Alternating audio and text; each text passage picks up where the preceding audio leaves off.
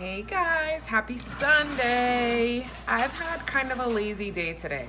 It is like 6 o'clock and I'm just now getting started on making a meal. I am exhausted from our wedding yesterday. My body is killing me. I needed some time just to kind of be low key. So I worked on computer work most of the day, and hung out with the kids. So we need to grocery shop, which is a really popular theme in our house, as you've come to know. And what I'm going to do is basically use what I have to make a really delicious dinner. I'm going to do a keto-friendly beef stroganoff. So it's gonna be like meatballs and a beef stroganoff sauce, and then we're probably gonna serve it with some Brussels sprouts. This is pretty easy, like it's got a good amount of ingredients. The original recipe comes from ibreatheimhungry.com, which I will link below. I don't have every single ingredient that she lists in her recipe, but I'm just gonna make do with what I have. So let me show you the ingredients and we'll get started on the meatballs. Okay, here is the ingredients that you're gonna need to do the stroganoff meatballs. It's going to be 1 pound of ground beef, 1 egg, a 1/4 cup of almond flour, 2 tablespoons of Parmesan cheese, 1 teaspoon of salt, 1/4 teaspoon of pepper, 1/2 teaspoon of garlic powder, 1/2 teaspoon of onion powder, 1 teaspoon of parsley, 1 teaspoon of Worcestershire sauce. You're also gonna need about 2 tablespoons of butter for frying them in the pan. And because you guys ask for this all the time, here you go. Okay, so you could very easily just put this in a bowl and mix it together with your hands. I've been really into using my Ninja food processor for this step because it's got the little attachment that mixes. It doesn't chop everything up so fine that you can't form it. So I'm gonna use this, but you could absolutely use a bowl. So now I'll show you everything going into the food processor and then we're gonna fry them up in a pan. This is pretty easy. So our kids are having one of those days where they're like really whiny. Like extra whiny, and I don't know if it's just because we're kind of out of sorts and like feeling tired and kind of run down, but they are really extra. So if you hear them screaming and yelling, sorry, I don't know what to tell you. That's just how we're living right now. So I went ahead and I put the 1 pound of ground beef right into my little food processor. Now I'm gonna add the rest. See, I told you. Levi has, just in the last hour, he has colored on the wall. Lincoln has put a handful of change in his mouth, even though he fully knows not to eat money. Like, he knows that that doesn't go in your mouth, but, Then Levi was walking around in Dan's boots and fell out of them. So it's really just one thing after another right now. So bear with us while we try to make an MF dinner. Well, he changed his mind on the color of the wall. He thinks it should be yellow instead of green. They're so slick, kids, right? Like, they totally know how to manipulate the situation. So he had a car in one hand and was running the car up and down the wall. So when we heard the noise of like the up and down the wall scratching, we both just assumed that it was the car. Well, lo and behold, it was a crayon. So, got art all over this place. So let me try to focus and get this done. I'm really gonna be on another level today, you guys. So, we still need to eat, don't we? All right, Dan, you wanna... What's up? I have like this much patience. You ever have one of those days where everything everyone does annoys you? It's not personal. I'm being a bitch today. It happens. My face is as red as your record button. He just keeps getting more sunburn. He's not listening to anything you guys are saying about the sunburn. So leave in the comments below about how Dan is gonna get skin cancer because he doesn't care.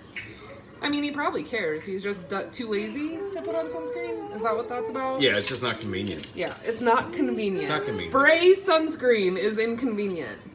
Okie dokie. So, as I was saying, 1 pound of ground beef, 1 egg. What am I doing? Then we're doing, can you get me a 1/4 cup measuring cup? 1/4 cup. 1 teaspoon of Worcestershire sauce. Is that how you say that? Can anyone tell me? Worcestershire sauce. So 1 teaspoon of Dan calls it war sauce because he can't say Worcestershire. Then we're gonna do 2 tablespoons of this dried Parmesan cheese. Don't use fresh, you need the dry. It's got a bit of like a breadcrumb texture. Yep, then I need a 1/4 cup of almond flour. Doing it. And then we're gonna add all of the seasonings that go into it, and then we're gonna blend this bad boy up, and I'm gonna fry them in the pan. When I make meatballs, I usually do them in the oven, but I think having the bit of, yeah, that can go in. 1/4 cup of almond flour right in. I think doing like a stroganoff recipe, it's nice to have the little charred bits in the pan to make the sauce with. So I am gonna fry them in the pan. So next for the seasonings, we're gonna do a 1/4 teaspoon of pepper.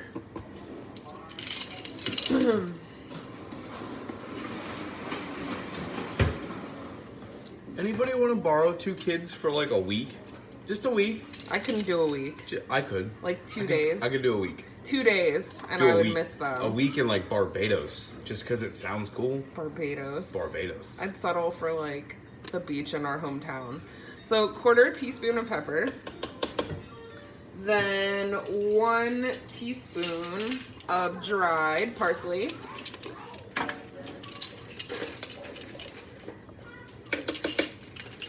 Then a 1/2 teaspoon of onion powder. It seems like a lot of seasoning, but when you're making meatballs, it never fails that like if they're under seasoned, the whole dish is basically ruined. So 1/2 teaspoon of onion powder. Then we're going to do a full teaspoon of salt. I'm gonna use pink Himalayan salt. We have a fine pink Himalayan salt, so it works really great in recipes. If you have more of a coarse, you might wanna either use like regular table salt or grind up your coarse. So 1 teaspoon salt right in. Let's see, did I get everybody? And then 1/2 teaspoon of garlic powder. I know I talk about Aldi all the time like a lunatic, but their seasonings and their spices are really, really affordable. It's about $1 a piece, and that's awesome. So 1/2 teaspoon of garlic powder.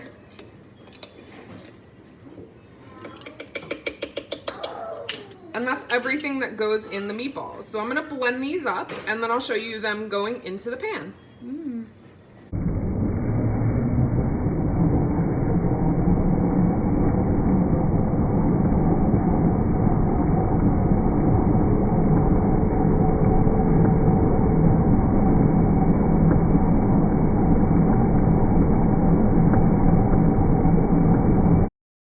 Okay, so I just finished mixing the meatball mixture. Now I'm gonna ball them up. I like to use a scoop when I make meatballs so that way they're all the same size and they cook super evenly. So I'm gonna go ahead and ball those up. I have a pan on medium. I don't wanna say medium high because that's too high. Are you okay? Come here, come here. He's upset because I moved him from climbing on your computer desk. A little bit higher than medium. Throw in 2 tablespoons of butter into that pan and let it start getting hot while you ball up the meat. I said ball up the meat. I'm gonna ball it up. Ball it up!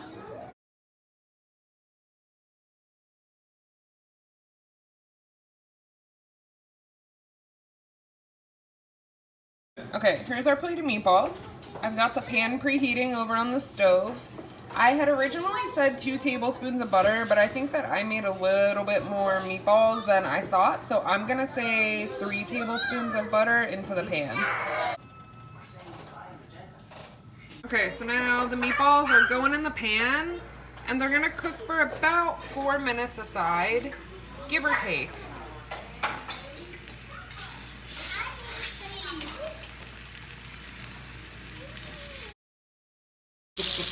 Okay, everybody's in the pan. We'll flip them in 4 minutes. Okay, they're ready to flip. Lincoln, what's Mama doing? I'm cooking. What am I cooking? No. 3 more minutes on the other side, and then you're gonna put them off to the side.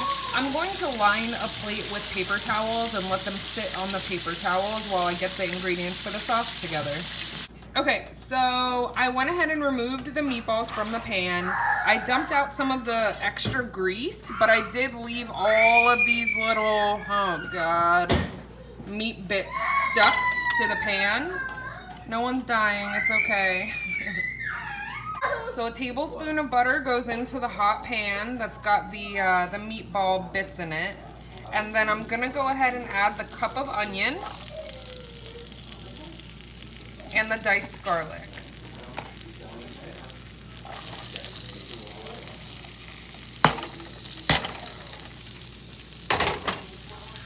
And then I'm gonna saute this till it's nice and brown with all of those little meat bits in it.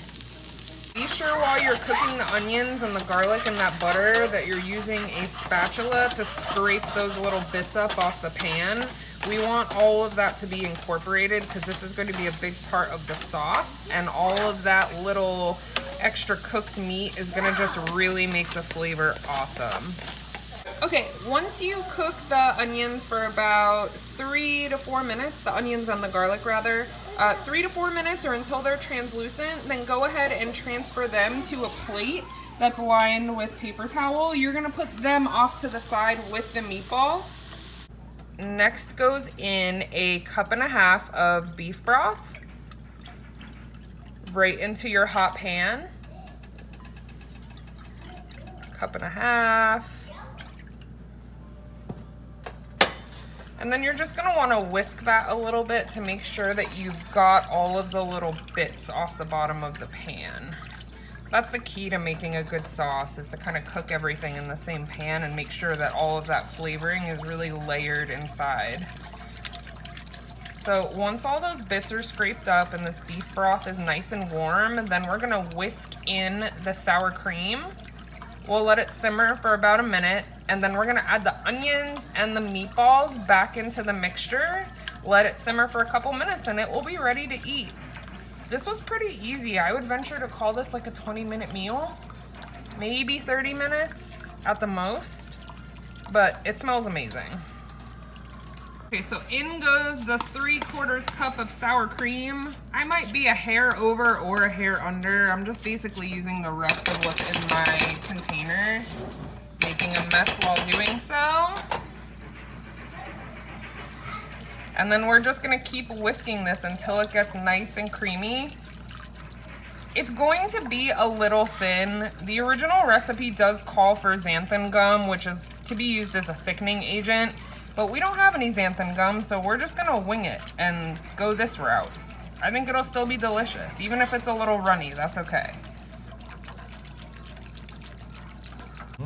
Okay guys, we let it simmer for, someone has been disciplined and he is not happy. We added about a tablespoon of cream cheese because I could tell that maybe it was going to be a little on the liquid side. I will tell you, I'm gonna go ahead and pick up some xanthan gum, and next time I make this, I will add it. But as a thickener for this batch, I just added a tablespoon of cream cheese, and it's really thickening up nicely. Okay, once the mixture is incorporated, see how it's smooth like that and there's no chunks in it?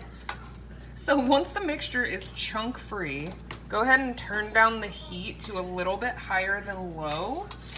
Then we're gonna add the meatballs back in. I hope I don't splash myself right now. Oh my God, bad plan, bad plan. Okay, so the meatballs go back in, and so do the onions. Woo! Excuse me. Bless you. This is a shit show right now. Okay, so everything's back in. I'm gonna stir this up and I'm gonna let it simmer for about 10 minutes and then it'll be ready to eat. Just let it simmer. Walk away. Okay, timer just went off. So I'm gonna go ahead and turn off the heat, and then I'm gonna work on my Brussels sprouts. I'm doing steam in a bag Brussels sprouts, but once they're done steaming in the microwave, I'm actually going to throw them in the pan and saute them just a little bit. Let's go anywhere.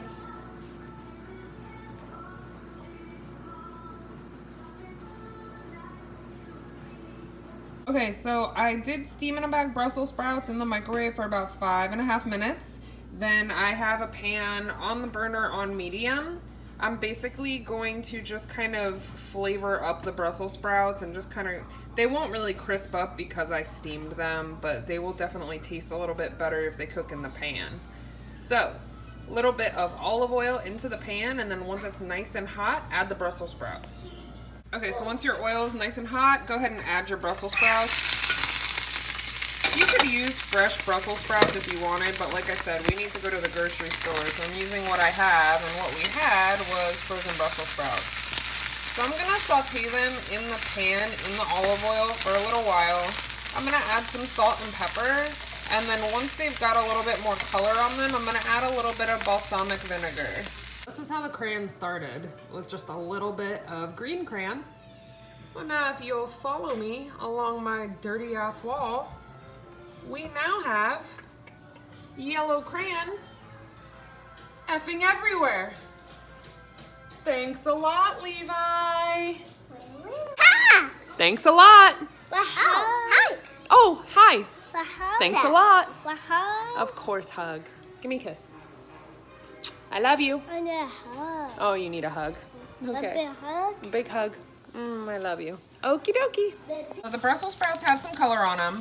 I'm gonna add about a tablespoon of balsamic vinegar. Now, I will say, if you are trying to really, really police yourself with carbs, balsamic vinegar has about 2 grams per serving. We haven't really eaten much today, so I'm not worried about that small amount.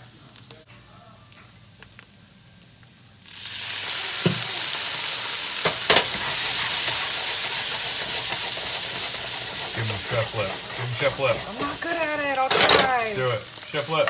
Oh, I'm scared. No. I tried. Okay, enough. Okay, there it is. Keto stroganoff with balsamic Brussels sprouts. It looks absolutely delicious. And actually, when Dan and I first started dating, you know those like first date questions where you're like, what's your favorite food?